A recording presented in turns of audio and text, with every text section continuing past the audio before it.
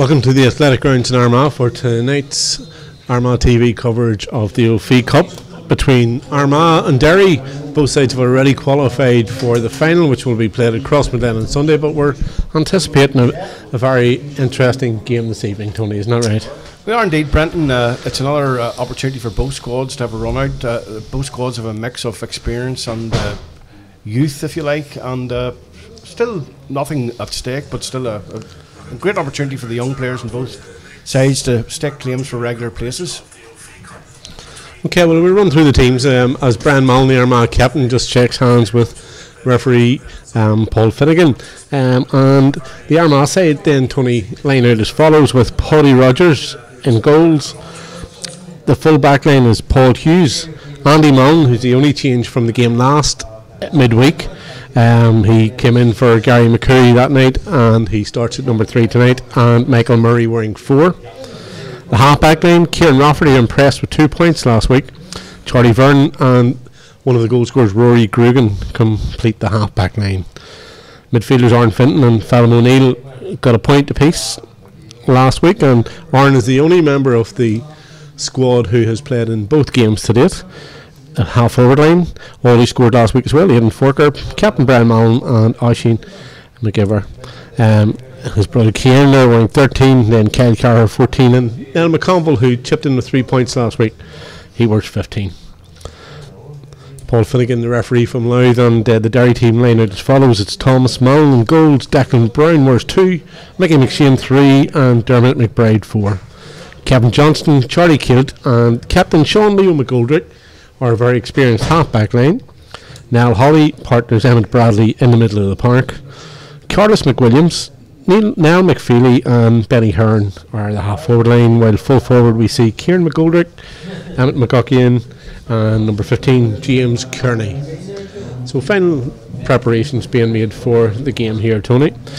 And to date, so in this competition, Armagh have used 41 players, which is a unique achievement. Must be a record in 2 games, but understand on Sunday the decision was taken to give the under-21 team very inexperienced team a run out, and why not use this tournament as an opportunity to have a look at the full breadth of your squad. That's it. Great opportunity for those young lads on Sunday, and what a show they gave, especially it was a game of 2 halves. The first half they were a lot of free-flowing football in the conditions across Midland, with the advantage of the breeze, and a dogged, determined second half display, coming back from behind to seal the victory, which was something that gave Armagh a bit of breathing space for tonight. But we've got a very strong lineup tonight, and Derry have an exceptionally strong lineup as well, by the looks of it. Yes, Derry have sort of a mix of youth and experience, arguably the more experienced lineup on paper, but again, an intriguing contest in prospect. Good to see Andy Mullen making his first start in almost 18 months since that fateful day down in Roscommon last July that none of us really want to remember too much.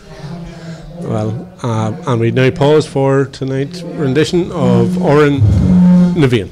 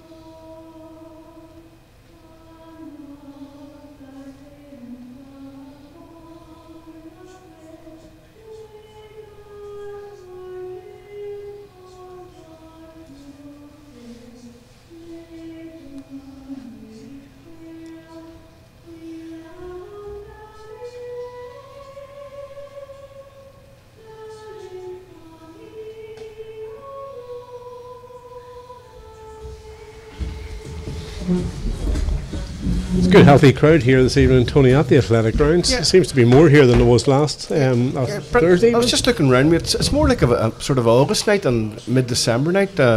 perfect night for football, and scarcely believable at this time of the year. I see Kieran McKeever down there putting some sun lotion on there. So. Yes.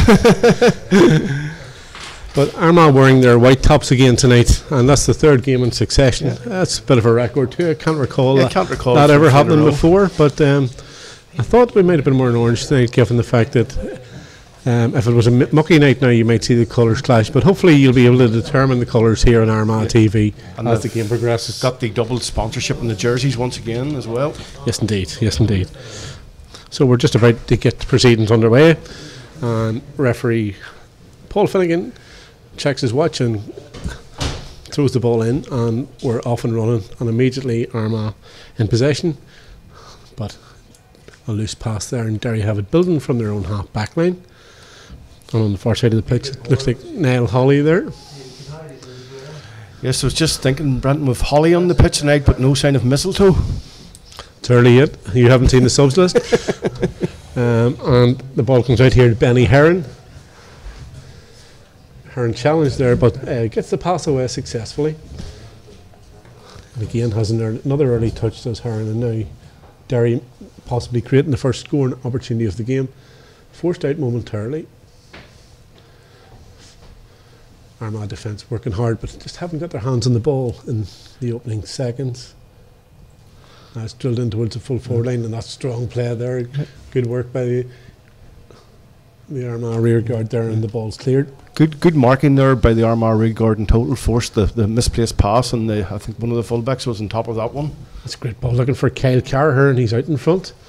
Plays the ball on the ground, gets it away towards Brian Mallon, and the onrushing ball played in there by Fallon O'Neill, and now Armagh have a chance here with Aidan Forker. Comes back to midfielder O'Neill, and that's strong play from O'Neill, and what a fine score that is. Well worked score under pressure, kept possession well, and Phelan scores his second point in 2 games. So a good start by Armagh. The rear guard did its job well, but immediately Armagh back on the attack from the kick out.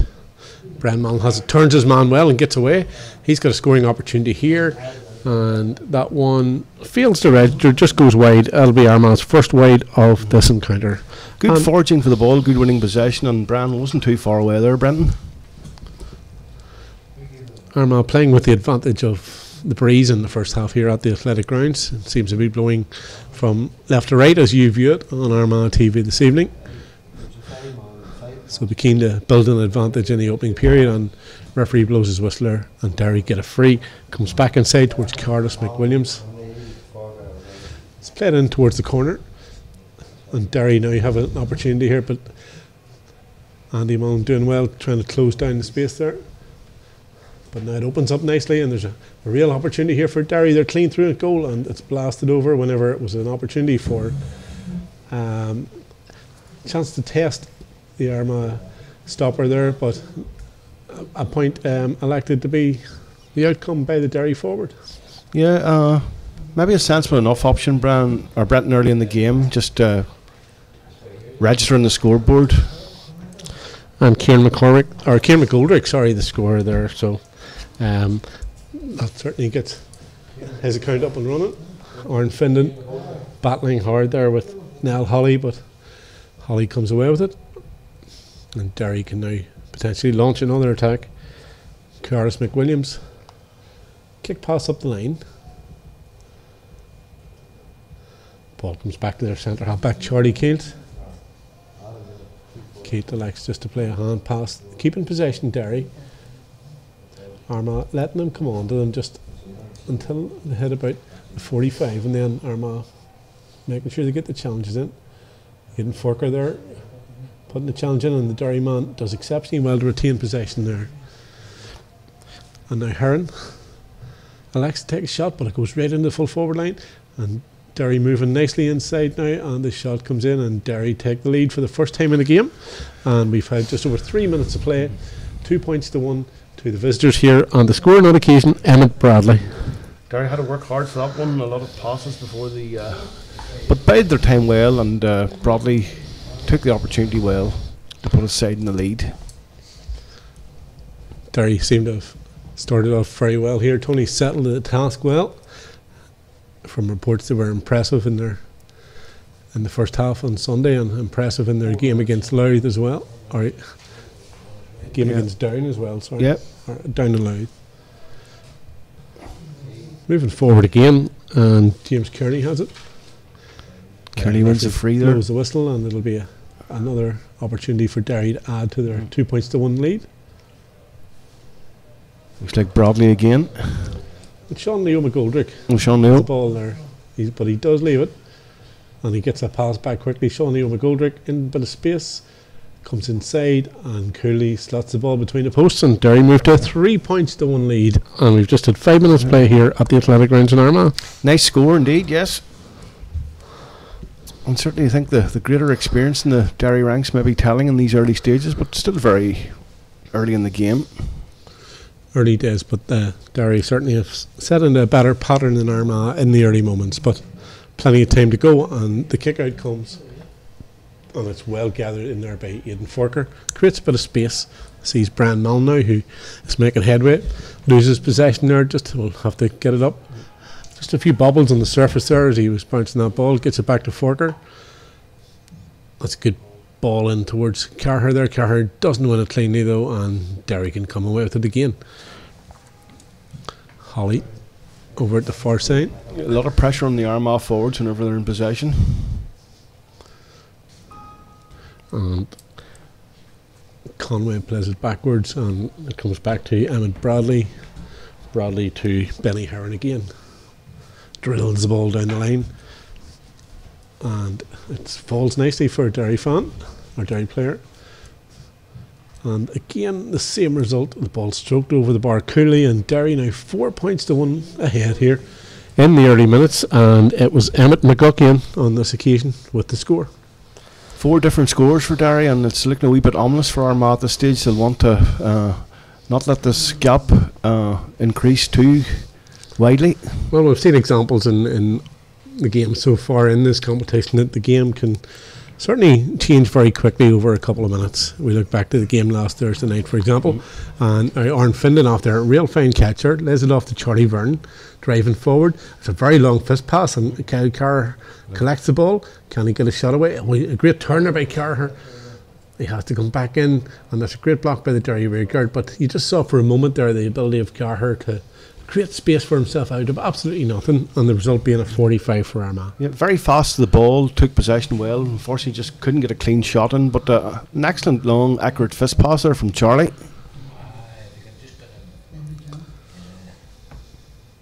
And an opportunity now from Armagh for the 45 to reduce the deficit.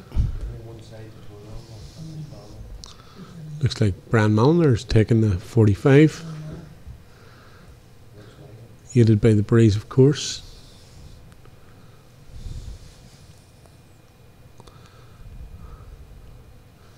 Armagh with men on the end line at each side of the goal.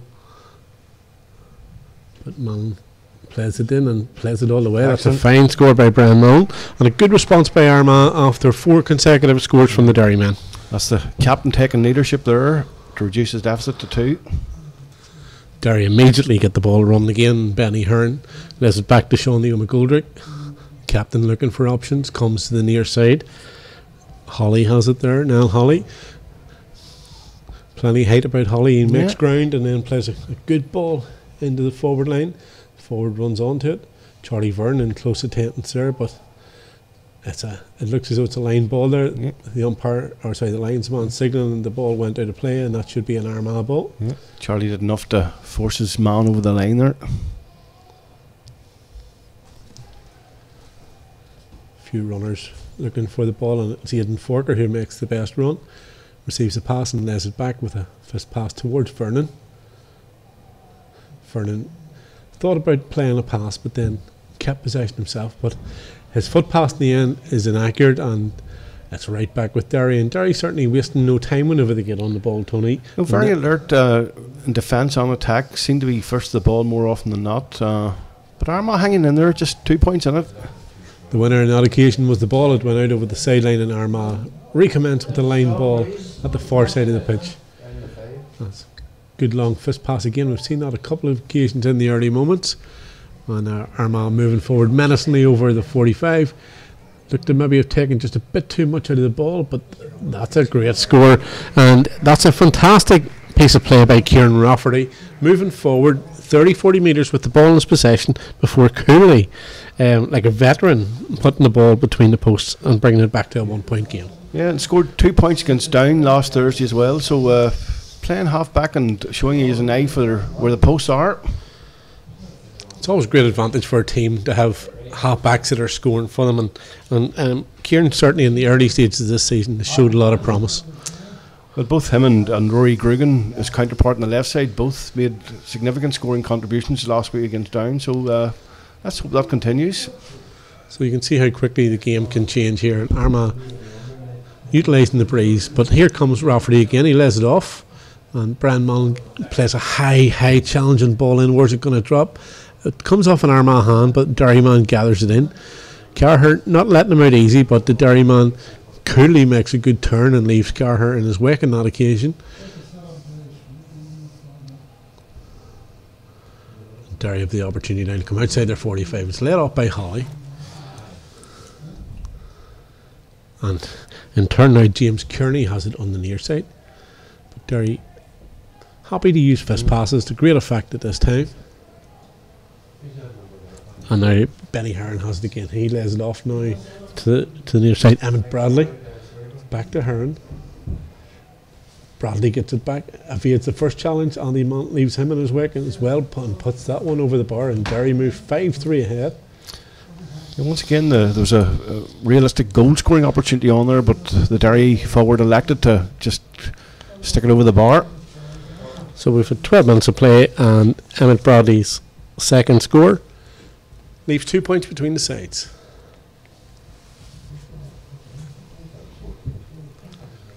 That's a long ball again. Ball played again in towards the corner. That's well done by Niall McConville. Can he release it? He does indeed, with great effect, and Armagh on the move here. And the shot comes in, but it doesn't go over the bar. Indeed it does. The umpires agree there. And it was Oisin Leonard youngster who put that one over. He scored 1-4 last week, and he's just got the first score of his tally this week. Meanwhile, there's a Derry man down on the far side, and we might see a short break in proceedings to allow a bit of treatment to the player. Yeah, McGeever there had another, I suppose, realistic chance of a goal, but probably wisely decided just to put it over the bar and keep the scoreboard ticking. And still no sign of this elusive black card. Armagh TV still hasn't captured one as yet. I was just thinking that Armagh must be one of the cleanest sides in Ireland, going by their record over the 2 games that they played today. Yeah, I was sort of astonished to read James McCartan last week, sort of wishing that they had a few black cards here against Armagh to see how they would deal with that. Seems like a bit of a death wish to me, but such as the managerial thinking. Well, I think it's probably better to try it out before the rough and tumble of the National League and Championship come around. See how you can adapt. Make sure you've got your strategies in place as a manager to deal with every eventuality. And McGeever wins the loose ball there. And now Grugan plays a high ball across field. Where's it going to drop? It might fall nicely here. It'd come off a Derry man. And there's a free in for Armagh, just as Brian Mallon was making headway towards the goal there. Referee Finnegan blows it, and Armagh have an ideal opportunity here to tie things up, and we could be looking at a 5 points each game after a mere 13 minutes of play.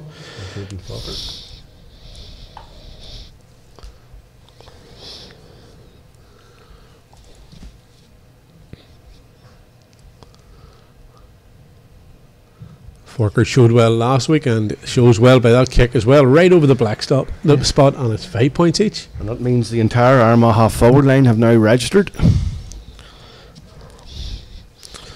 So just as last week in Armagh's opening game in this competition, all of the full forward line have scored, and Armagh on the move again. O'Neill, ball just bubbling there, and McGeever has it, gets it away. And now it's with Kieran Rafferty. He'll be encouraged to shoot after already scoring 1 point, but on this occasion just snapped at it there, and the ball went wide, and that's Armagh's second wide of this encounter, and we've had just over 14 minutes of play. Also, Kieran Rafferty displaying great confidence there to actually go for it. How many times have we seen players and maybe not showing the requisite confidence? And I'm firmly believe if you keep plugging away, you will get the rewards eventually. So there's a sub there for Derry, and Mark Craig enters the game at this early stage, and he's coming on for number 18, Kieran Conway, who picked up a bit of an injury at the far side. Disappointed to be leaving the field, but his colleagues are getting on with it here at pace. And a shooting opportunity, it's high, and it looks as though it's right between the posts again. And Derry 6-5 ahead.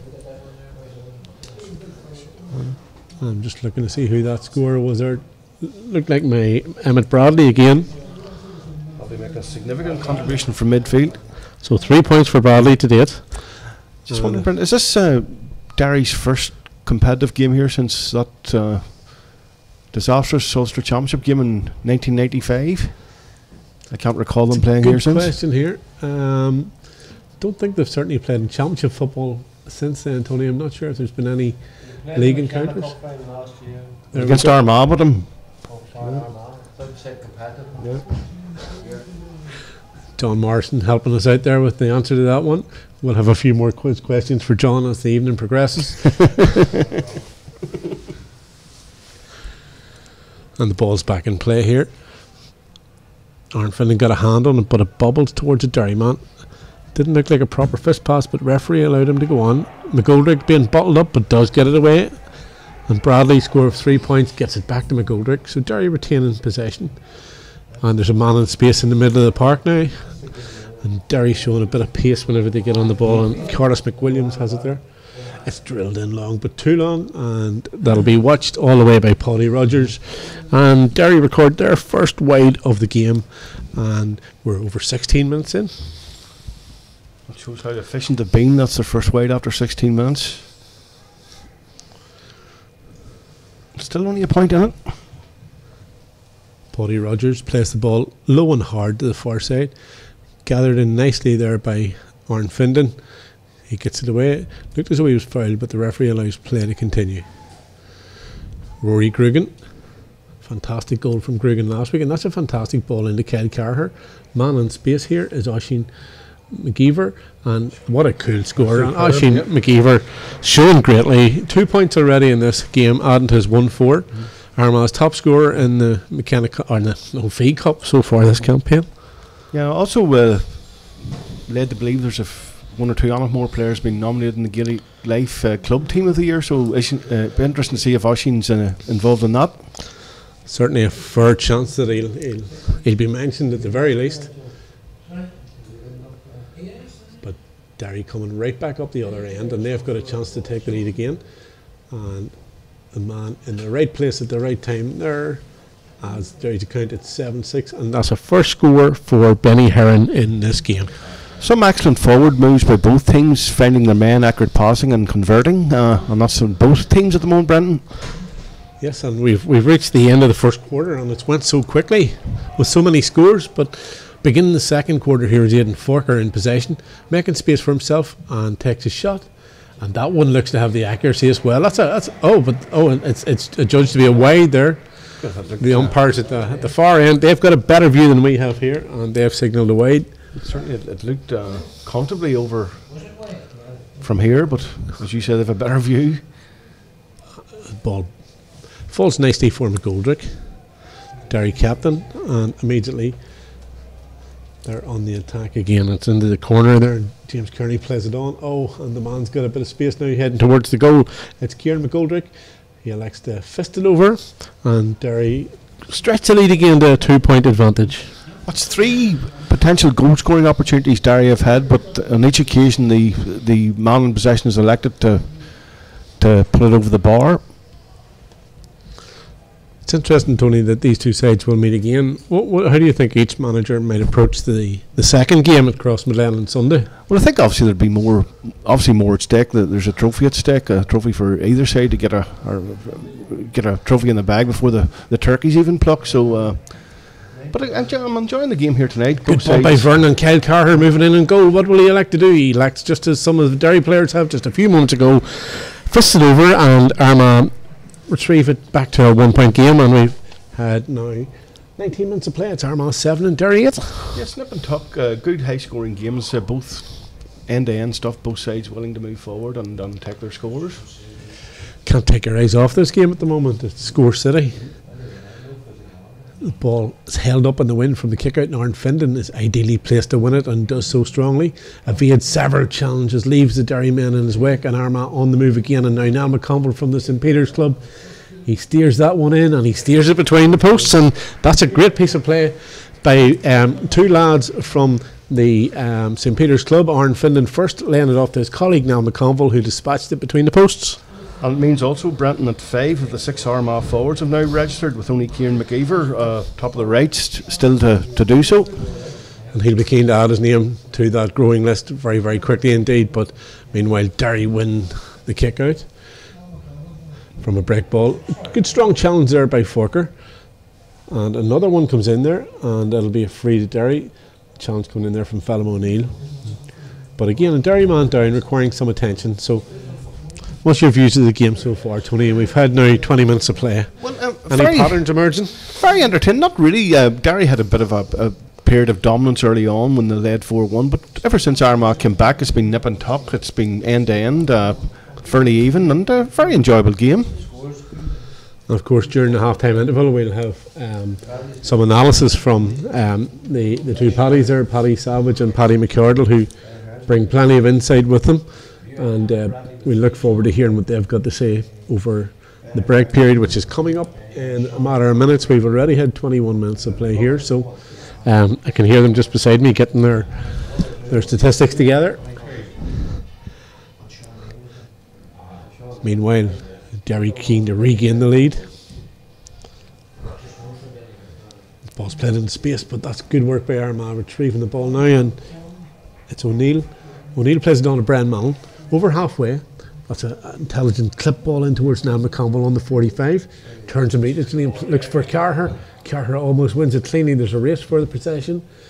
Derry keeper seems to have it, but hasn't lifted it. He's trying to usher it out over the goal line, but unable to do so when it comes in, and that's in the net.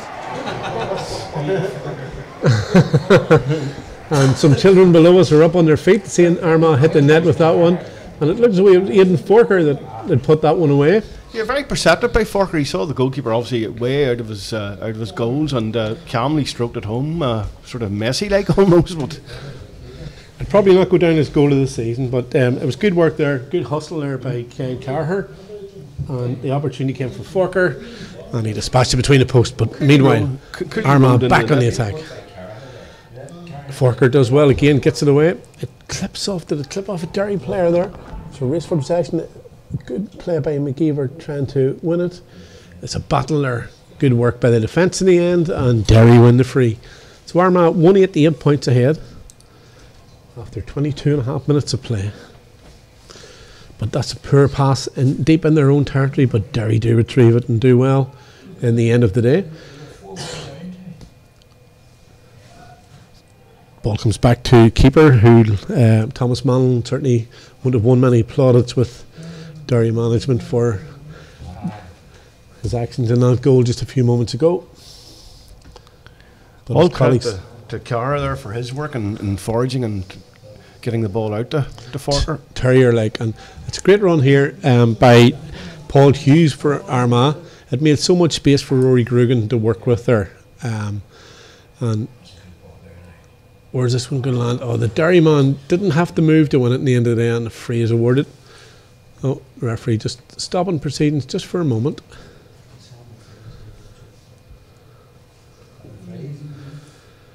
Referee's been up and down the pitch that much in the first half that he maybe needs just a bit of a breather here. There's a bit of treatment just for Derry man on the far side of the field here, actually. That's what that was about. Of course, Brenton, there's only 25 days to the big day. That's when Armagh open their McKenna Cup campaign here against Queen's University, and Queen's will probably be very strong this year. They're hosting the tournament, the Sigerson tournament, so another one to look forward to. Yes, unfortunately, this will be our final game of 2013 on Armagh TV. We will have a highlights package, of course, from the O'Fee Cup final on Sunday between Armagh and Derry. we look forward to bringing you that, so please tune in for that. Meanwhile, plenty at stake here for Niall McConville. That's a high ball in, brilliantly dealt with there by the Derry rearguard, but Kyle Carher just lacking in a few inches there to really compete for that, but does well and indeed wins a free. That's great combination work there by Carher and indeed by Kieran McGeever, winning a free for Armagh. And this is an ideal opportunity for Brian Mullen just to stroke this over and extend the advantage to 4 points. And Carher, despite conceding a good few inches there to the Derry full-back line, still making a nuisance of himself and more often than not causing severe headaches in there.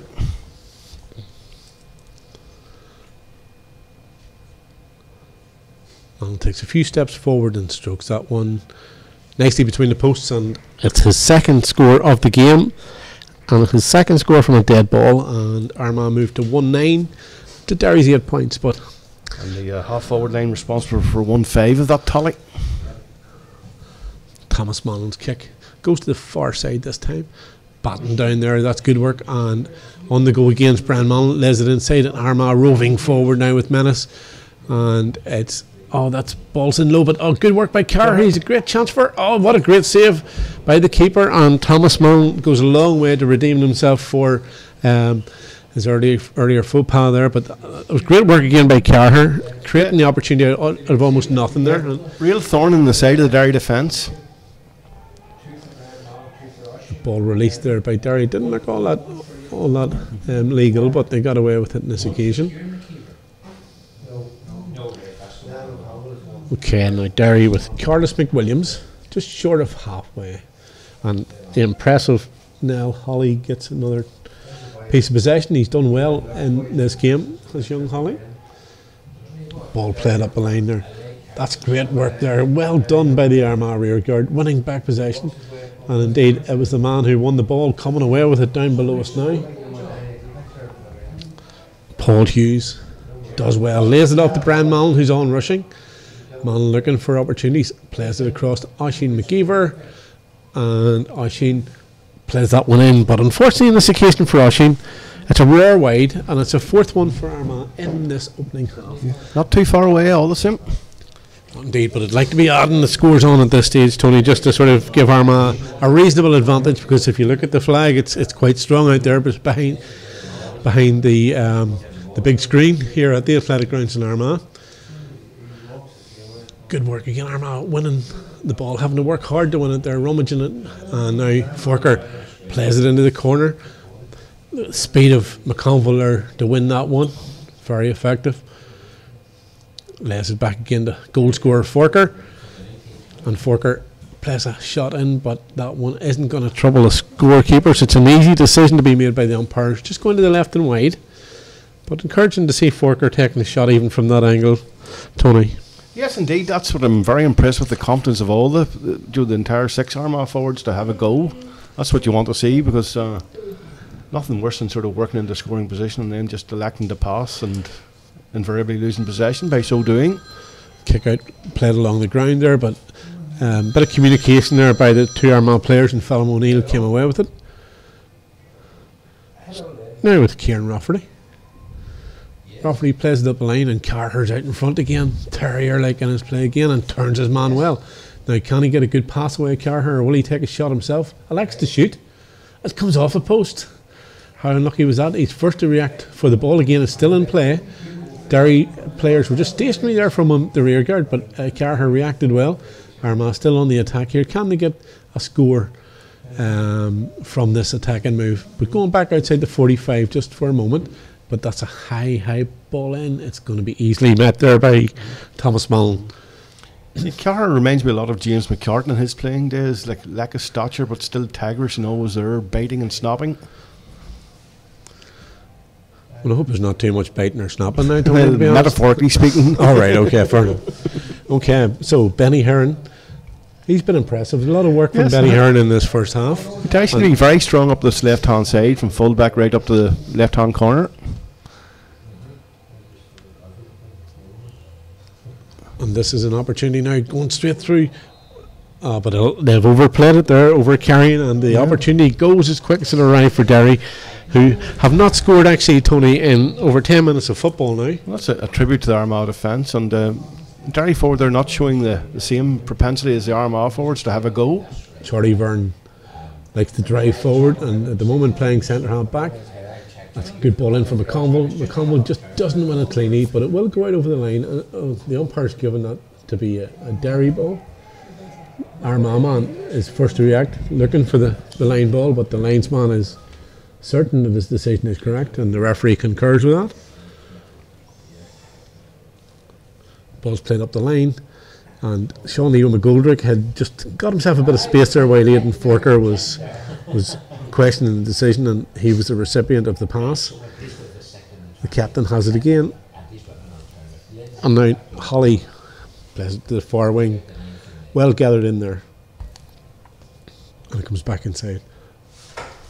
Held at the second attempt and drilled in, but that's right down Andy Mullen's street, that one. He gets the ball away, and it just is accurate enough to get beyond the Derry man, and now Aidan Forker plays it up the line. Good pass. That's a good pass indeed in Armagh. On the move, Oisin McKeever. And now Brian Mullen, can he get a score from play? Slots that one coolly between the posts, and that's great work by Armagh. They moved to 110, Derry on 8 points, and it's a very entertaining first half here at the Athletic Grounds in this OFE Cup game. Yeah, and the difference, Brenton, is the Armagh forward line have contributed 1/8 of the total. The Derry forward line only 3 points, so it shows who's the more prolific so far. Ball goes right up the middle, and it's coolly gathered in the middle of the park there by the impressive Emmett Bradley.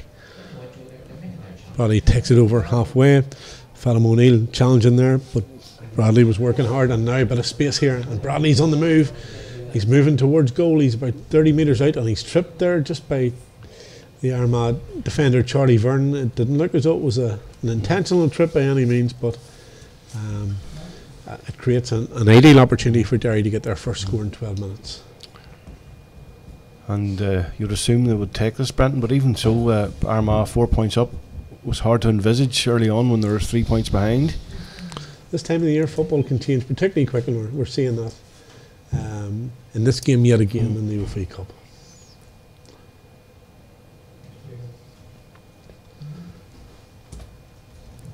One end of the pit, Derry are hitting the free and hitting it waywardly. At the other end, Kieran McGeeney having a word with Kyle Carher just in the final few minutes of the half, just giving him a bit more advice in terms of how he wants the young cross Midland forward to play over the coming minutes. Kieran's still on the pitch, maybe he'll get a kick of it, but it doesn't reach him, and Derry indeed win the free with 3 minutes of normal time left to play. It's drilled in. Armagh defender slipped there, but that's good recovery by Paul Hughes, very reliable defender, and he gets a great pass away for Oisin McGeever. McGeever unable to keep it in though, but Paul Hughes is an impressive defender. Yes, he's had a good first half. Building his reputation on fine performances with Cross Midland, and indeed now with County in this OFE Cup. Yes, that's what it's all about. Sort of young players making consistent appearances and getting comfortable in the Armagh jersey.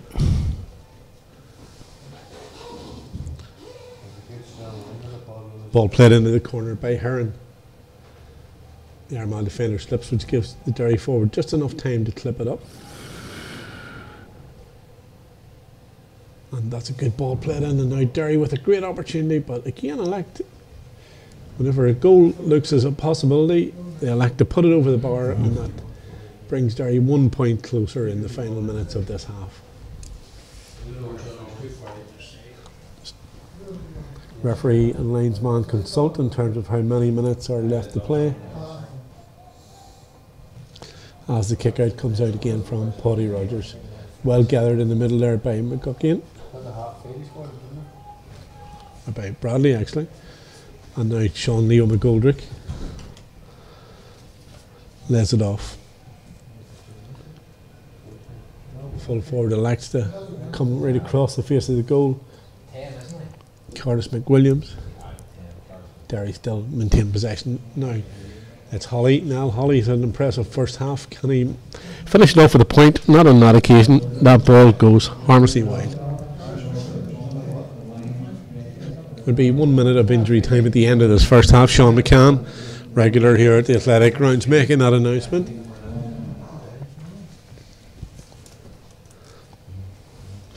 I've just been informed that the match throw-in time on Sunday is at 2 o'clock, not 2:30 as originally advertised.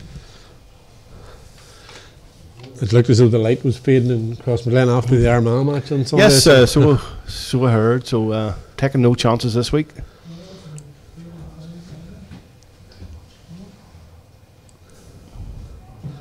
Derry moved forward again. A piercing run through the defence. And the ball's let off, and an opportunity now. Oh, with great speed there, and a better. Oh, it's wide again. And it looked as though it was just going inside the post, but no. He just seemed no to make contact with the outside of his boot there at the wrong time. Yeah. So, a couple of let offs for Armagh, but that's Derry's fourth wide. Armagh had 5, but Armagh in Derry territory, but Sean Leo McGoldrick mops that up, and we're into the final seconds of the half, but Derry not finished yet and keen to get another score, but that one evades everyone. It evades everyone, but Paul Hughes is adjudged to have nudged his man, and this could be the final kick of the half. It'll be a free for Derry and an opportunity to bring it down to a 1-score game. Probably a fair enough reflection on the first half. Derry had been a wee bit more wasteful, but in terms of possession, it's probably near enough evened itself out, 50-50. So Emmett Bradley, 3 points in the game so far. Can he make it a fourth?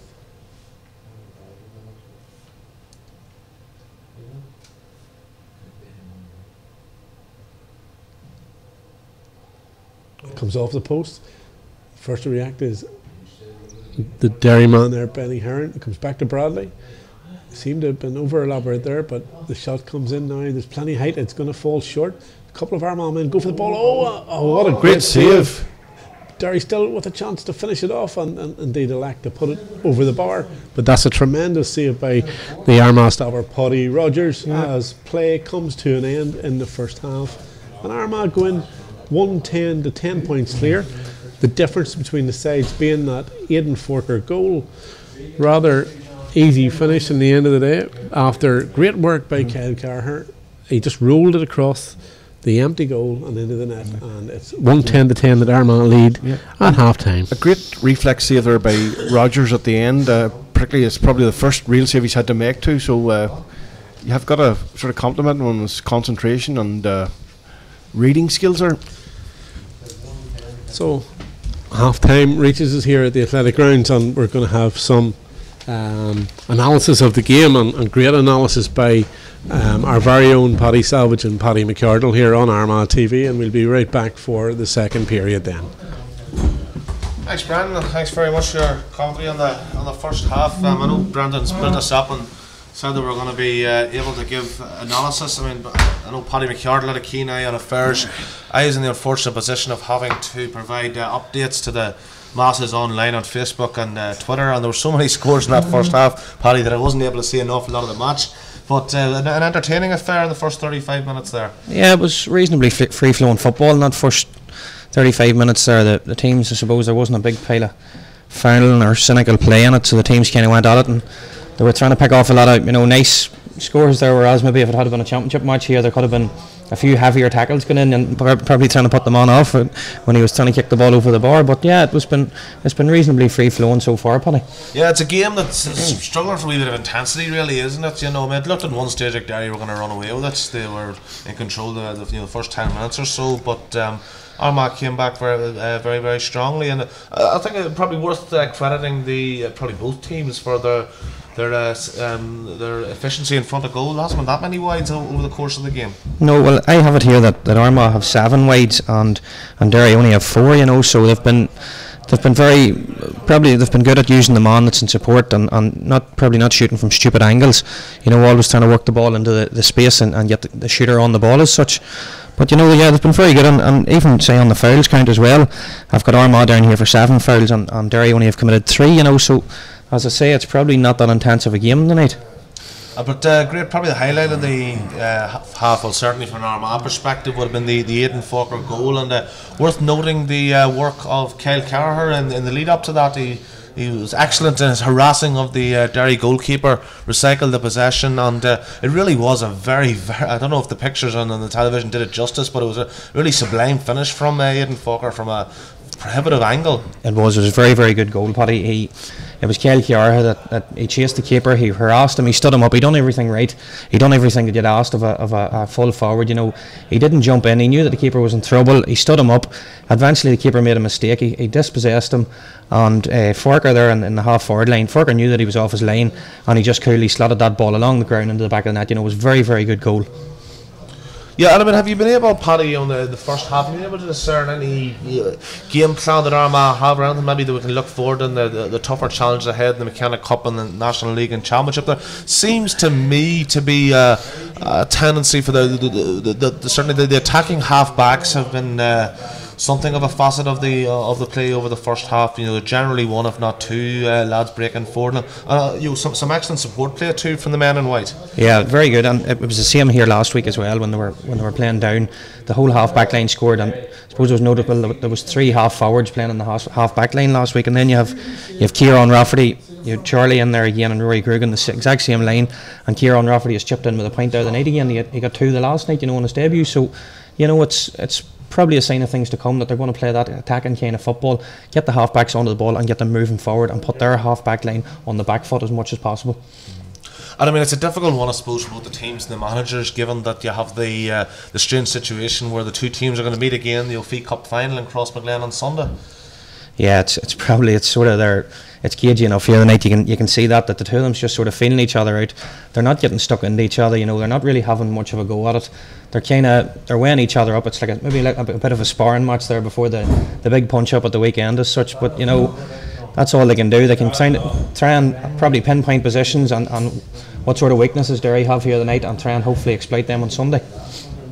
And I mean, I must say I was slightly surprised, Paddy, with the starting lineup that was both named in the press during the weekend that actually commenced the game this evening.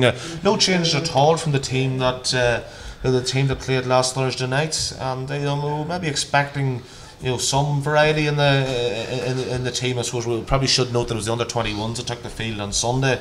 But would you be anticipating early changes from the bench to see a few substitutes in the second half? Yeah, we'd imagine that they'd change it up a bit now. The only one that was a change from last week was the full back who got injured. Clubman on your own there, Paddy, got injured. Gary McCooey got injured last week, and that's Andy Mullen's been in for him. Come on from as a sub last week, and he started the night. But that's the only notable change from the week before. And probably see the likes of Kieran McKeever in there, who's probably chomping at the bit to get on. Johnny Honrady as well. O'Rourke and Fork are in there. Keelan Rafferty as well. They'll probably use all them lads tonight, give them a run. Yeah, and I mean the possibility that Robbie Tasker, I think, would be the only possible debutant. We had, I think it was 8 or 9 debutants on last Thursday night. Robbie Tasker, only possibility today if he's used from the bench, and be interesting to see now which of the players are used. I suppose maybe for I don't know if folks have been able to catch up on the Louth match from Sunday. I mean, certainly on the www.armagh-gaa.net and on the Armagh-gaa YouTube site you can catch the highlights of that.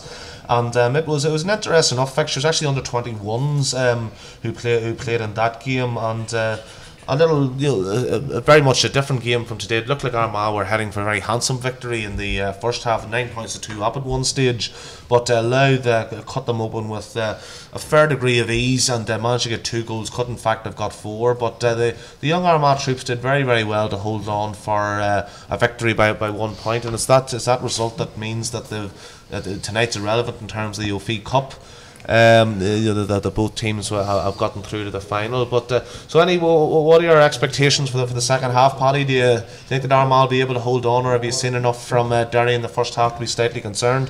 Well, what I will say is there's a very strong wind blowing down the field here, towards the cathedral end. So Armagh will have to be at their best defensively, because I know Derry tried to do it in the first half. They tried to pump a lot of long balls into the full forward line, and the wind just held the ball up a wee bit. So I'd safely say they were putting high balls in. They seem to be that bit stronger physically, and height wise as well. They seem to be a lot taller than the Armagh full back line. So maybe that'll be a plan for them in the second half, is pumping long high balls in and see how they get, or see what sort of dividends they get off that.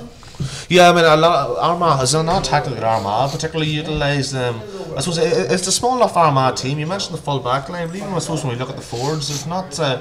It's not particularly strong on stature. A lot of very good footballers, but when you look even at the six forwards, you wouldn't pick anybody out as particularly physically imposing. No, they're all reasonably small players. You have McKeever in there, and Kyle Kearher and Nan McConville are probably all in around the one height. McKeever's probably the biggest of the three lads. Then you have Brian Mullen, Arsene McKeever, and Aidan Forker, who's a strong lad in there, and wing half back. Probably the only three players you have is that sort of wee diamond in the middle of the field, who's Aaron Finton and Phelim O'Neill with Charlie Vernon there. That's your three strongest players, and they're probably by far head and shoulders above the rest of the Armagh team. Yeah, very much so. Very much so, and. So I suppose we're more than halfway through the O'Fee Cup campaign, Paddy, and is it something that's been fairly useful thus far in your own view? Yeah, it's definitely a success. The way the management will be looking at it here tonight, these lads normally wouldn't be getting a chance until probably January, February, to try and impress. So the likes of Grimley and McGeaney there, they'll have seen good performances from the likes of Arsene McKeever there tonight. Phelim O'Neill's been very good in the middle of the field. He's caught a lot of ball, got through a lot of work. Kieran Rafferty's another name to mention. He played well last week, played well this week again so far. Kyle Kearher, another good man in there. So yeah, it's been good so far for them. I suppose just maybe the other bit of news, the big news in armagh-gaa this week has been the appointment of Crossmaglen Rangers, the conveyor belt of former players turning their hand to management. That continues, and John McEntee and Oisin McConville will be leading Crossmaglen Rangers into 2014.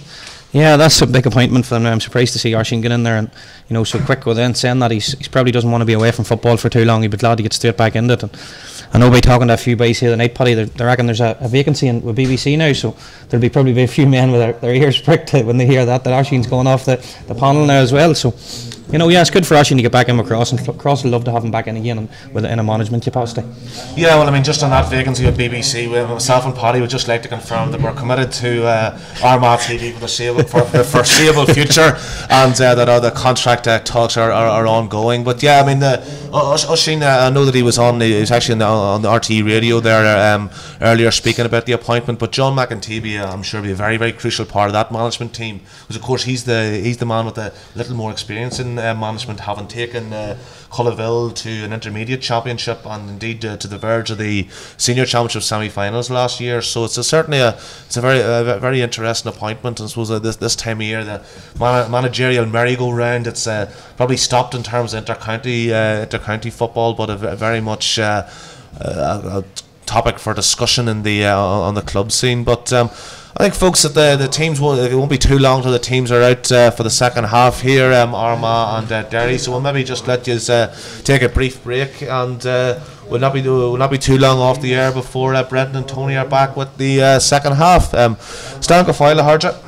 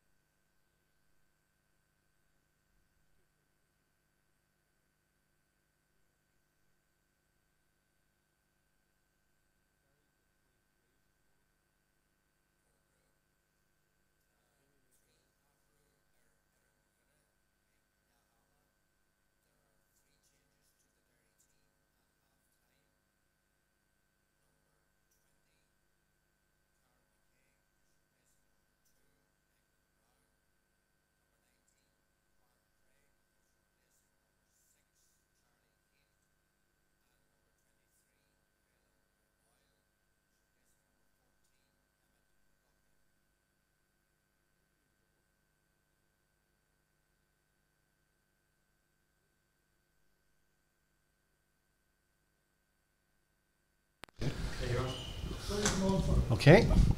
And welcome back to the athletic grounds for the second half of the Sophie Cup tie between Armagh and Derry. And at half time, Armagh enjoy a 3-point lead on a scoreline to 110 to 0-10. And the game just gets underway with Derry picking up possession. Long ball downfield, but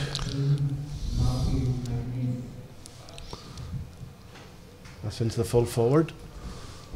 Turns well, man comes running on, and Derry starting like they did. Oh, they'll put that one wide. A bit of a let off for Armagh there, Brendan. 5th wide for Derry, 5 wides for Armagh. And remember, please do feel free to get in touch with us on our Armagh Twitter account. Paddy's eagerly waiting your thoughts on the game to date, and let us know where you're watching the game as well this evening.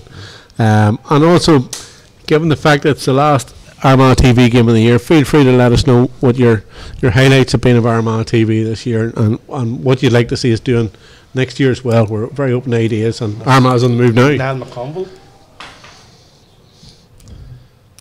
Oh, push down. Well tackled there, and it's Thomas Mullen. With a few substitutes at half time, we have Matthew McNeice replacing Paddy Rogers in goal for Armagh, and for Derry, Carol McCaig and Keelan Boyler in for Declan Brown and McLaughlin respectively.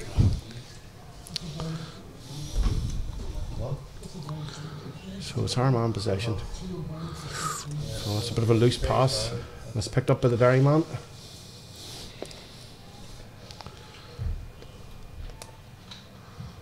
That's down again, another wayward shot there by Carlos McWilliams. I might say in the run up to Christmas there's not much football on, Tony, but we've 2 results have come in here from colleges games that have occurred either today or this evening, and we've got the Brother Leopold final, and it's congratulations to St Patrick's Katie on a fine 3-7 to 111 victory over Rathmore from Belfast. And also we've the Lough-in-Ure final which occurred tonight, and it was won by Downpatrick on a score of 312 to 110.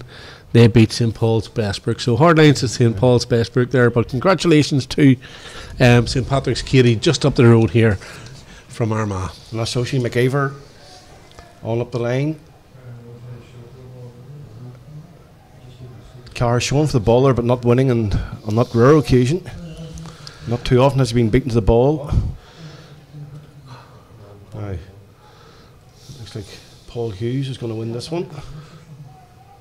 Out on the far side, under pressure, but still retains possession. Andy Mallon finds Rory Grugan.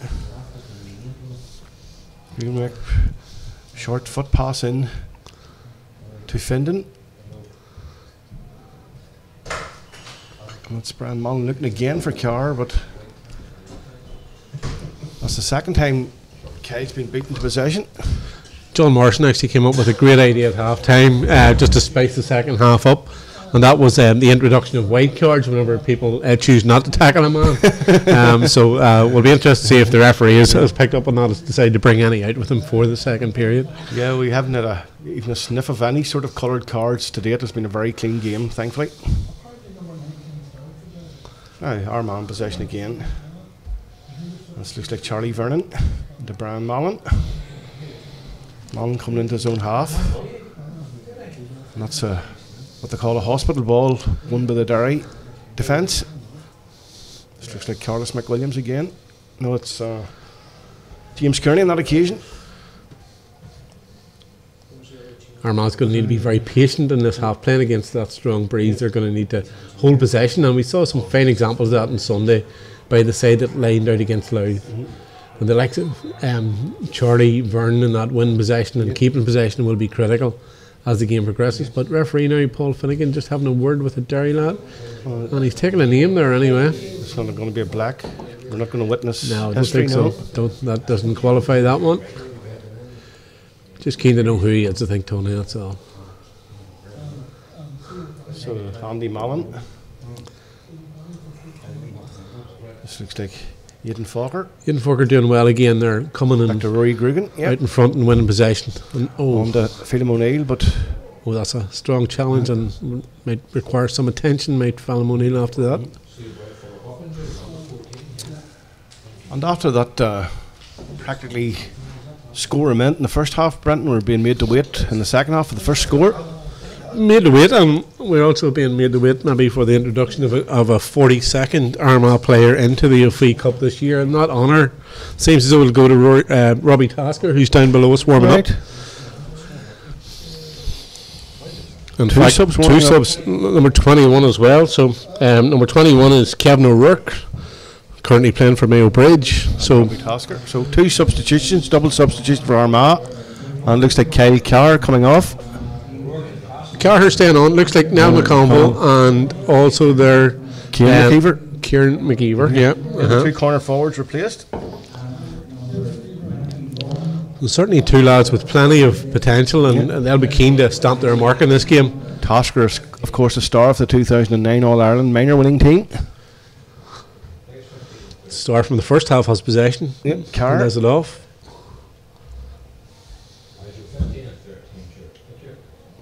And that's going to be a line ball to... But Kevin O'Rourke getting involved very, very early there into the game. Heavily involved in winning that line ball. Trying to make room for a shot. Oh, look at that. That's Oisin McGeever again. That's fantastic. Look at the space he made for himself there, Tony. The dummy in that. Indeed. Unbelievable. And the first score of the second period. It's taken 6 minutes to get it, but Oisin McGeever with his 3rd score of the game to date. It's only his 2nd game in an Armagh jersey, but you'd think he'd been wearing it all his life. The way he's playing, that's 3 points to add to his 1-4 last week. Oh, here we go. There's an opportunity here. Oh, good save. Again, could have been a stronger shot, but nevertheless, the Derry keeper got down well. And it's going to be a free out to Derry. The chance went to Began there, and certainly done the right thing to try for goal. Didn't have enough power in the effort. Yep. If we look back to Derry in the first half, Derry would have elected to maybe just flick that one over the bar. Yes, on 2 or 3 occasions, Derry had goal scoring opportunities, but elected to go for the point, as you say. And this is going to be a 45 then for Derry.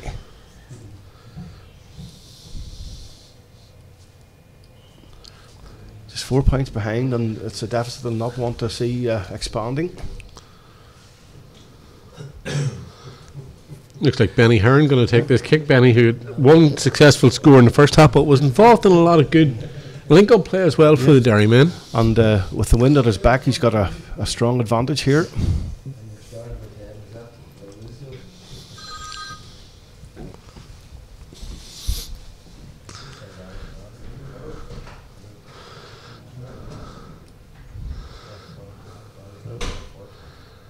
Oh, that was well drilled over the bar there by Hearn. Yes, indeed.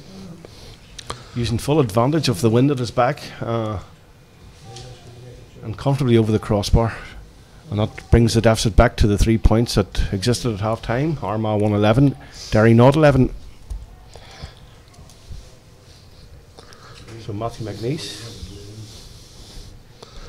It's funny how the pattern of some games can change. In the first half, the scores were free flowing, just a bit more harder to get in the opening minutes of the second period.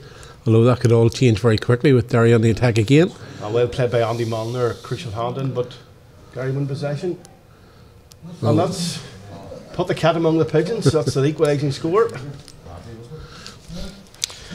Tremendous finish there by Emmett Bradley. Yeah, unlucky Andy Mullen. He did get a hand in, but simply managed to divert the ball into Derry hands.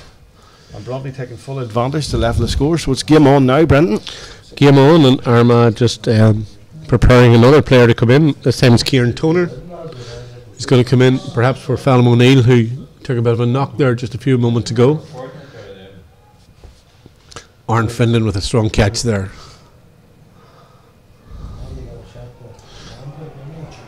This is Charlie forging through, Charlie Vernon.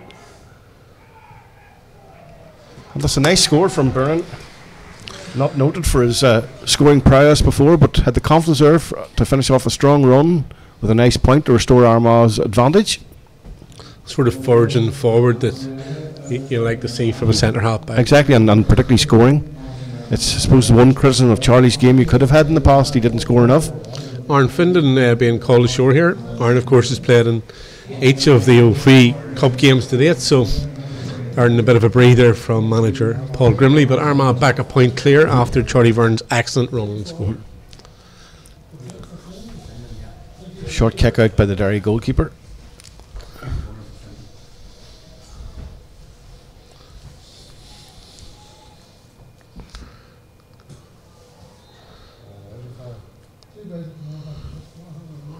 Now Derry moving forward and plenty of space to do so. On the far side. Rory Grugan sticking with the Derry player. Forced to go back. Plenty of there's a man in space. plenty of space here. Oh, that's a second goal, and that's really too easy for Derry on that occasion. That's Keelan O'Boyle with a finish there, and all of a sudden Derry have hit the front, and now they're bringing on a few subs as well. And one of them being James Kilt. And the other one being Aaron Kerrigan, who crucially scored 1-2 against Down last Sunday, and the winning point from a 45 in the last minute. But really it was a soft goal from Armagh's point of view, Brendan. Again, an extra man up for Derry, and nobody back Mountain for Armagh there. So, but we saw the game ebb and flow in the first half, so certainly the outcome far from decided at this stage. And it's Rory Grugan in possession. That's Brian Mullen coming deep again, the captain. No. But again, another poor pass by Brian. Gives Derry possession. Looking for Robbie Tasker there, but unfortunately, Derry man just sitting in the hole waiting for it. Accuracy. Derry's height and Derry on the move again. full forward line beginning to pay dividends. On a good save there by McNeice. McNeice keeping Armagh in the game at that stage with a very, very important stop. That's a fine score if it's agreed by the umpires. Oh no, it's agreed as a wide. It looked like a score from this angle. Took his time there, but decided it was wide. So Matthew McNeice hasn't had a great start, although the goals weren't his fault. But to concede 2 goals fairly early in the second half is not the sort of start he would have wanted. But certainly not at fault for either of the goals. No, certainly it was left with 3-on-2 situations in each case, and Derry are hot favourites in any situation like that. Sean Neil McGoldrick. Again, Armagh starting to concede sort of cheap frees here.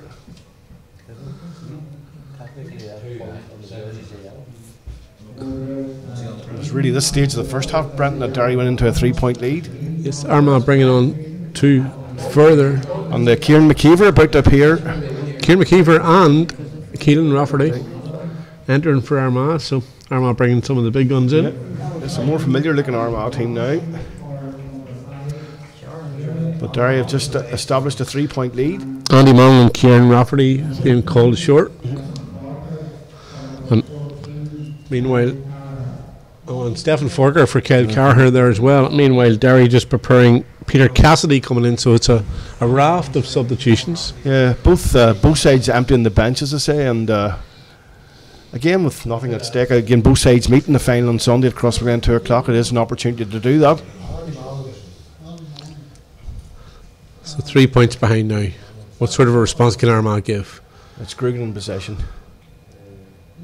just trying to create space. Moves it out to Mickey Murray. Murray finds Charlie Vernon.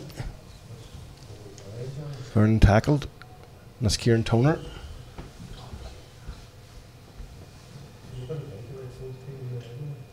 Armagh just holding possession, trying to create a bit of space.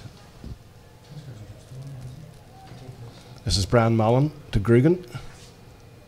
Having to go across the field, weaving his way past a couple of challenges. And then picks out a lovely pass. And this is an awful... Yes, indeed, a great tackle. It was a well-worked goal, Brenton. That was excellent play, a patient build-up by Armagh, and Stephen Forker with his first touch there, coolly dispatching the ball to the net, and all of a sudden Armagh's challenge in this game is right back alive. All credit to Grugan there. He evaded a couple of challenges and waited for the pass and found a lovely pass with a fist, and that will be set up Stephen for a goal, and that levels the scores. Yes, indeed. Peter Cassidy coming on, and coming off for Derry is Emmett Bradley, who can be well pleased with his performance this evening. 1 goal and 3 points. So will that spark a bit more life into the Armagh challenge? Well, the goals have been flowing in the second half. They were hard to come by in the first, and we're back to the sort of end-to-end stuff now with the scoreboard ticking again.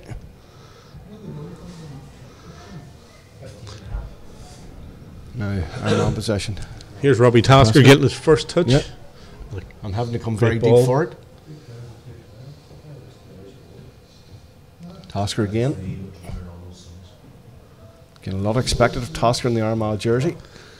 He's only a young player. He need to be given a lot of time to blend in at this level. This is Grugan just biding his time, looking for the pass. Finds a space. Good series of hand passes. Tasker But tries to runs beat into two traffic. men there. And Derry will have the chance now to clear the ball.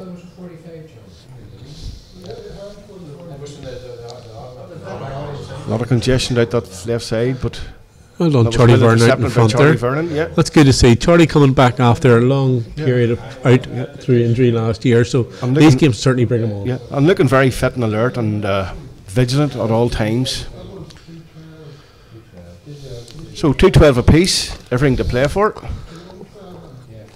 19 minutes to see who's going to come out with the spoils here at the Athletic Grounds And tonight. this is Captain Brian Mullen in possession, but it's a very congested Derry half at the moment.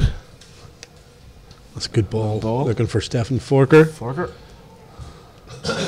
just scored a goal. Will he second touch be equally productive? No, into the goalkeeper's hands. And Derry have an opportunity to clear. That's a wayward pass. This is Brian Mullen. Diagonal ball, but maybe possibly just a wee bit overhit. Kept in, but lost the footing in doing so.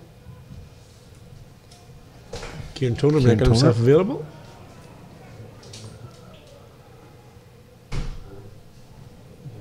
Oh, it could have been touched into the net. Not sure if that was a pass or shot, Brent. I suspect it was a shot. It's one of those ones go anywhere. Just it looked like a shot certainly, and I think Brian Mullen would have been looking to score on that occasion, but it almost ended up in the back of the net. Now, Derry with a chance to move forward through the substitute. Castley got the better of Kieran McKeever there.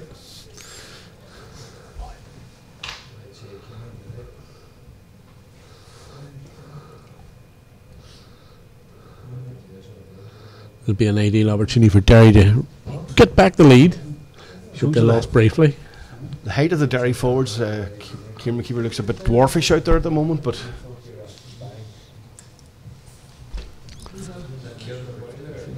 that's killing no boy with the Number 25 there is James Keat getting his first score. and that puts Derry back in the lead by a point. And we're into the final quarter now. And Matthew McNeice with a kick out.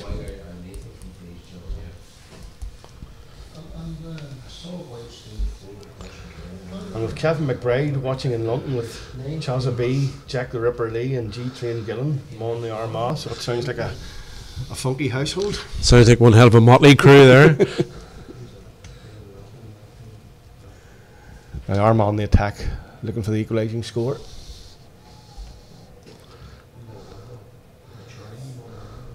Having to work the ball across the field. Derry men back in numbers. Good discipline build up by Armagh though, and this is almost fell delightfully there for young Robbie Tasker there. Grugan Looks like And charging, Forker. but no. Rory Grugan not getting the decision there. It looked like a charge to me. I think it's Derry's physical superiority seems to be telling at the moment. That's a long drive's not going to make its way over the crossbar. Wide, not too far away. And is this another Derry substitute? Terry's number 10 just walking off the field there, casually as you like. Didn't see who come on yet. Carlos McWilliams off.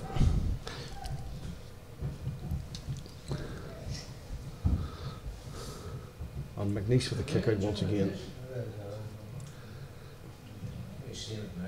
Can you see the impact of the wind there, struggling to reach the halfway line?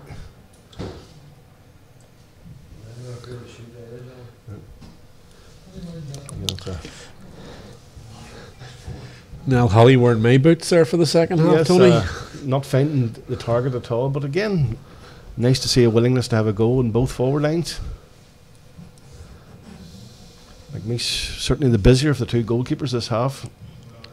Spreads out to the near side this time. Fallon O'Neill wins the line ball for Armagh. And it's Rory Grugan who's seen a lot of the ball in the second half. Looking for an option, passes back to Kieran McKeever. McKeever short pass. Finds Grugan again. That's good play by McKeever Armagh. moving forward for the first time. And that's Aidan Fokker. Wee bit too much juice in that one, I think. Made it very difficult to collect. Well done, Robbie Tasker. Robbie wins the ball. A great ball inside. Right. And another good save. And That again, was great work by Robbie Tasker. It was Creating indeed, an yes. opportunity out of nothing there. but a good save by the goalkeeper. Again, still a good pace about the game. Well, the introduction of the substitutes, there's plenty of fresh men out there now.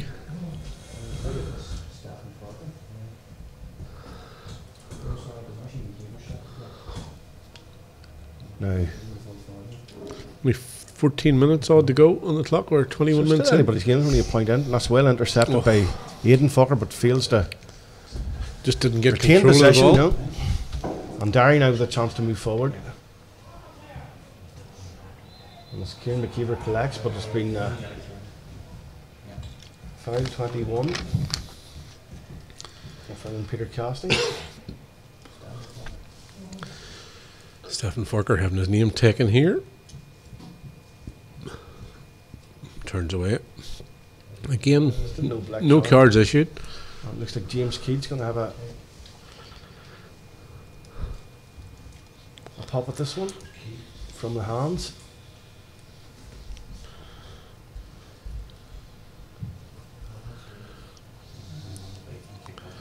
Oh, that's a fine kick by Good Kilt. score and gives Derry a 2-point advantage.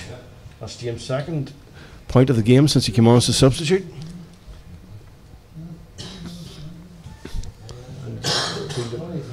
Armagh just having to work that bit harder to create opportunities. Yeah, Derry the stronger side at the moment, certainly. Derry using the wind with great shooting. Oh, and they're on the attack again here. Kilt again. Oh, he bursts through. There's a goal scoring opportunity for Kilt. Oh, that's great play. And it finishes in the net. It's a third second half goal for Derry. Yeah, as I said, the physical strength of the Derry forwards seem to be telling here. Armagh defence becoming increasingly overworked and Almost third like goal conceded in 15-16 minutes. almost like a basketball move there, Tony. Yeah. How they finished it to the net. 4 or 5 hand passes. But it gives Derry a 5-point lead. He just won't turn himself around so we can see his number there. 20. That's Aaron Kerrigan then, that he scored the goal and 2 points against Down on Sunday. 22 it is. It's confirmed. Yep. Aaron Kerrigan. Second goal in 2 games for Derry. And it's a free in for Armagh, so a chance to get back on the score. It's being left to Aidan Forker to take this kick. So Derry just have opened up a sizable lead, especially Yes. given the stage of the game we're at. But Armagh did enjoy a 5-point lead at one stage in the first half. And Fokker with an opportunity now to reduce that.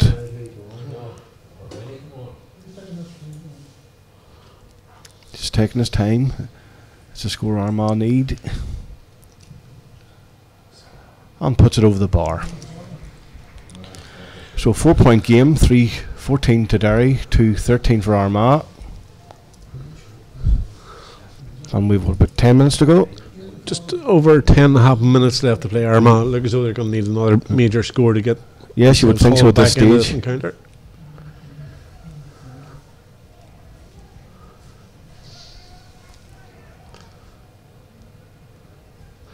But still plenty of pace in the Derry rear guard moving forward.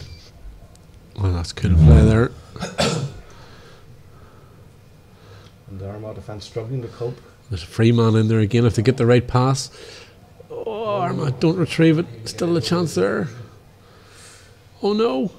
Oh, Matthew McNeese to the rescue there for Armagh. Wins a free out.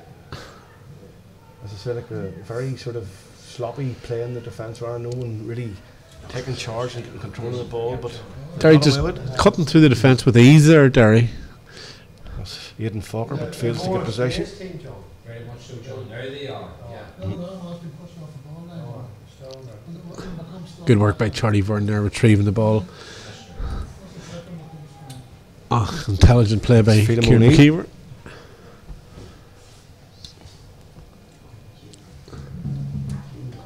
Possession. Oshie McKeever. Too many Derry men around him pressing. And that's been the feature of the second half. When Armagh do get possession, invariably there's 2 or 3 men swarming around them immediately, Brendan. Yes, indeed. Tony Derry have certainly been a stronger team in this second period.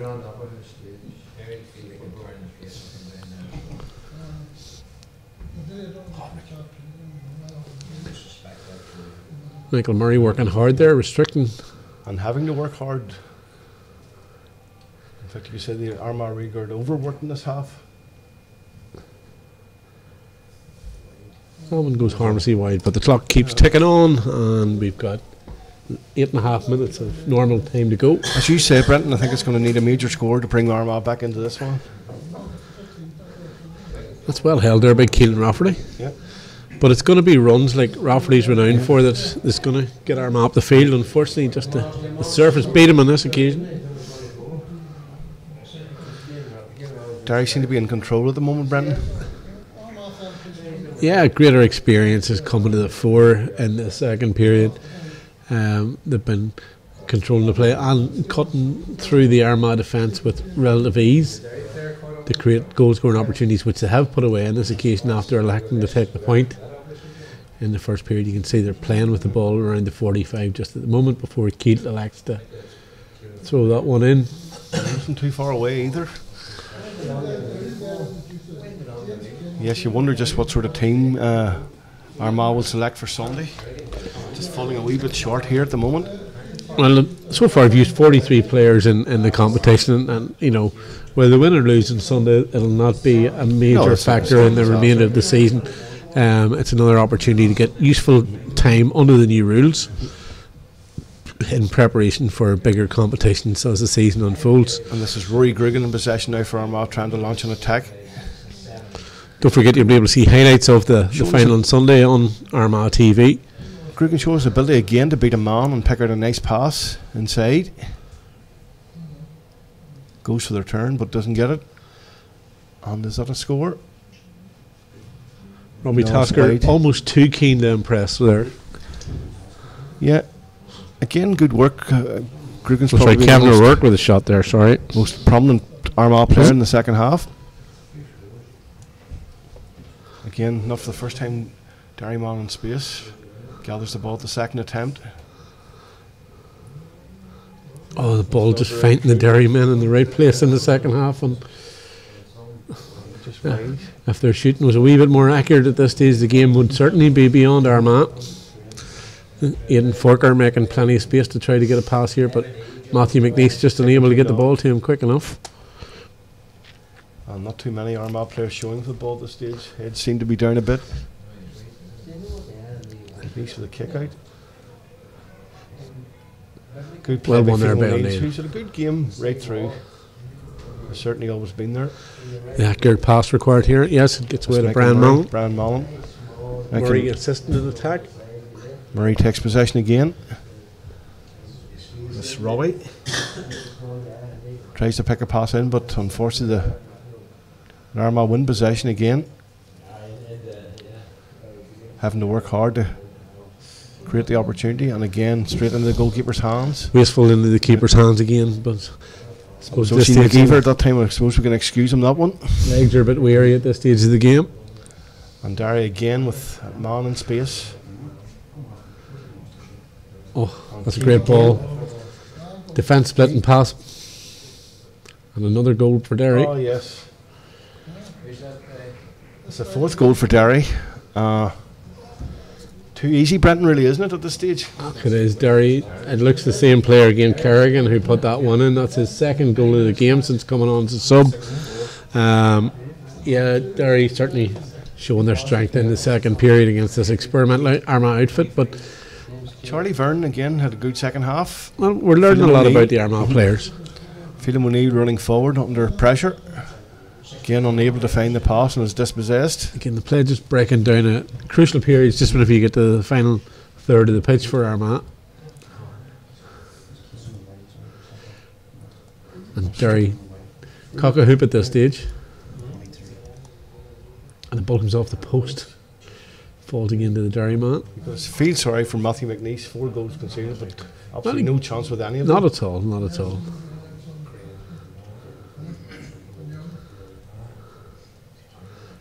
Matthew is a fine keeper and I'm sure he'll get other opportunities to impress. But can't be held accountable for any of those major scores. And it's going to be a free into Derry. Lead 4-14 to 2-13. That's a 7-point lead, and one that you would think at this stage the game's unassailable. 4 minutes to go, and this could be the match clinching score. Just really put it beyond Armagh that, but they need 3 goals at this stage, and very doubtful you could see that happening, Tony, this evening. No, not the way things have been going in the second half, Brenton. Coolly put between the posts on, it's an 8-point advantage. That's key again, I think. 4-15 is a fine score for any team, and Derry can be well pleased with their outing here in Armagh tonight. Of course, Derry will be operating in the first division next year, so arguably they have the greater need to sort of come up with a settled team early on. It's a feature that we're seeing more and more now. Charlie Vernon gaining this confidence. Certainly good to see. Roving forward. Again, just breaks down the final third. Yeah, it almost seems whenever a man gets an Armagh forward, gets possession, they're immediately set upon by a Derry defender and invariably lose possession. Look at the space again for the Derry men, and another chance here for an easy, simple score. And they go straight between the posts again. That's James Kearney with that one. So 4-16 to 13, that's 9 points advantage. A comprehensive success as the rain begins to fall here at the athletic grounds. I'm sure it will be much closer on Sunday, of course. Well, we can look forward to Armagh having the opportunity to James get revenge very, very quickly. There's nothing like having that opportunity to get revenge. And Rory Gregan right away. Good strong work there by McGeever. McGeever's gone a wee bit quiet in this half after a stirring first half. And Forker steers that one, but just wide. So still 4-16 to 2-13 for Derry. 2 minutes of normal time left on the clock, so the game just petering out here. We've had 5 goals in the second half, but unfortunately from Armagh's point of view, 4 of them being from Derry. James Keelt heavily involved again. James Kearney. Good tackling. O'Keefe and Rafferty. Armagh certainly not giving up. That's Benny Hearn. Oh, tiredness just creeping in there even for Charlie Vernon. Now Kieran Toner.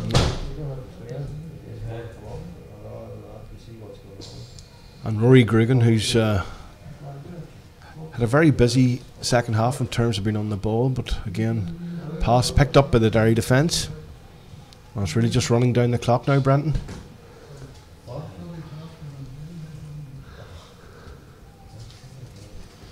Again, Derry allowed to get the hand passing movement going once again, with little or no resistance, unfortunately.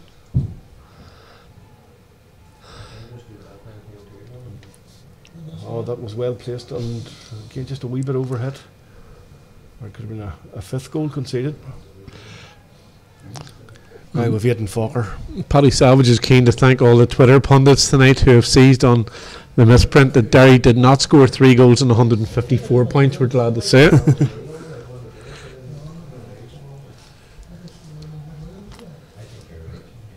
Now can Armagh finish the game on a high? Very tigerish, alert Derry defence. stronger team all round, and the second half has just showed the difference.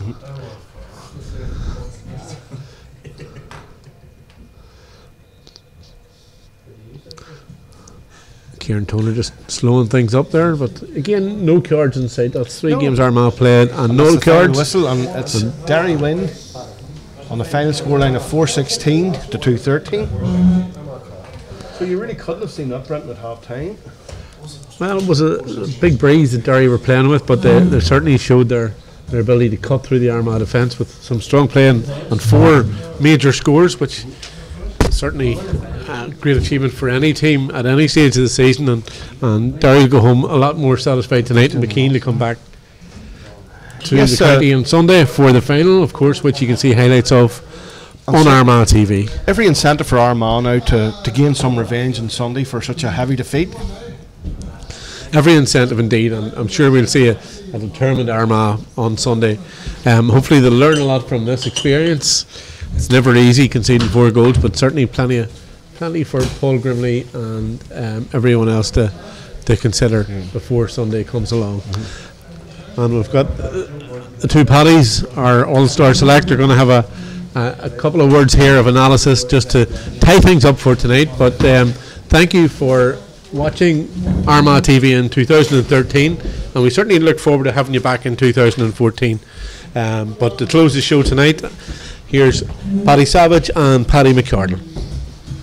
Thanks, Brandon. Well, I think it'll be a fairly short piece of analysis from myself and Paddy, because I'm not, as a fervent Armagh supporter, I'm not sure there's an awful lot to say after that second half. And Paddy, I don't think we were trying to, I suppose the thing is, whenever you try to make predictions in any walk of life, you always leave yourself open to the possibility of getting things wrong, and I think we very much fell into that trap at half times. I don't think any of us saw the 4 second half goals from Derry coming, and I mean, nobody's going to get too concerned about the meaningless as such group game in the O'Fee Cup, but the manner in which Derry cut Armagh open for certainly the final 2 goals from young Kerrigan, it would be something that won't have pleased Kieran McGeeney and Paul Grimley. Yeah, no, I think, Paddy, what happened there was, we'll probably mention it, head on a bit at half time. Derry took in a couple of big strong lads there into the full forward line. They took James Keelt and Caelan O'Boyle, and with that bit of a wind they just pumped balls into them. They won the ball, breaking ball, and inevitably stuck the ball in the back of the net and pulled away in the second half of that game. I mean, they really walked in those last couple of goals. They were actually, I think, Kerrigan's brace of goals, I think, were maybe a combined total of 1 yard out, because he was right on the goal line for both of them. Probably actually shows we talk a lot about the rule change, the black card, but certainly under the old, it shows that the old square ball rule being done away with has come into play there tonight, and they really were running through Armagh at will, and I thought, perhaps slightly worryingly, Armagh seemed to lose shape, didn't they, Paddy, in the second half, certainly in the final quarter. They did. They completely lost the run of themselves there. They brought on maybe 6 or 7 subs in a short space of time, and I don't know whether it's a bit of confusion or what it was, but they kind of lost the run of themselves, and I don't know, maybe lads getting pulled out of position, and they were getting pulled all over the field. They looked like they were lost there for 10 or 15 minutes of that second half, and that's kind of when Derry went to town on them. They done the damage though. Yeah, and you've been looking at the statistics, I think, for the second half. Yeah, well, I just have a few stats on it here. Derry have turned over the ball 14 times there in the second half, where Armagh only turned it over 5 times. Armagh hit 3 wides in the second half, where Derry hit 7. So that kind of would say it all. Derry had the most of the play in the second half. They scored 4 goals in the second half, and they scored 7 points in the second half, whereas Armagh got a goal and 3 points. So it all points to been Derry completely dominant in that second half. The one positive, I suppose, from dispiriting enough 35 minutes was that well-taken goal from Stephen Falker. I think maybe he had the ball in the back of the net with his first touch. Yeah, very good goal from Stephen, and it was good to see him back in the night again. And a few of the household names was back in the night too. You had the likes of McKeever coming in, Kieran Toner and Caelan Rafferty as well there, and then you had a clubmate of your own there, Robbie Tasker, coming in to make his debut as well, and he probably didn't get a big pile of the ball, but he showed glimpses. He's comfortable in the ball, he can play, so hopefully he can get a wee bit of game time.